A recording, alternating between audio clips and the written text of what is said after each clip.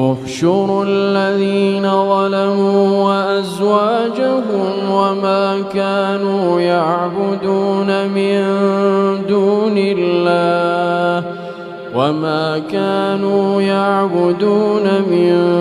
دون الله فاهدوهم إلى صراط الجحيم